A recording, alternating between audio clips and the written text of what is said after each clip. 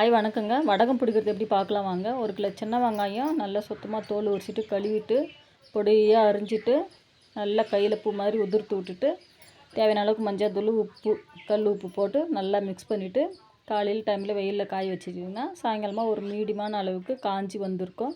அந்த டைமுக்கு எடுத்து நம்ம எல்லாமே ஒரு 25 கிராம் மளிகை சாமான் போட்டு மிக்ஸ் பண்ணி வச்சிடணும். அது என்னென்னு பார்த்தீங்கன்னா கடுகு, உளுத்தம்பருப்பு, சோம்பு, சீரகம், வெந்தயம், இடித்த பூண்டு, ஒரு ஸ்பூன் விளக்கெண்ணெய் விட்டு நல்லா மிக்ஸ் பண்ணி எல்லாம் ஒன்று சேர்த்தாப்புல மூடி வச்சிடணுங்க.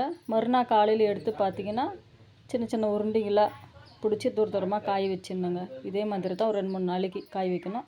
இந்த வடகம் யாருக்கெல்லாம் வேணும்னு நினைக்கிறீங்களோ இந்த ஸ்க்ரீனில் தெரிகிற வாட்ஸ்அப் நம்பருக்கு கான்டாக்ட் பண்ணுங்கள், நாங்கள் அமுச்சு வைக்கிறோம். இந்த மாதிரி தாங்க பிடிச்சி வைக்கணும். பாருங்கள், நல்லா அருமையாக இருக்குங்க சாப்பிட்றதுக்கு இது.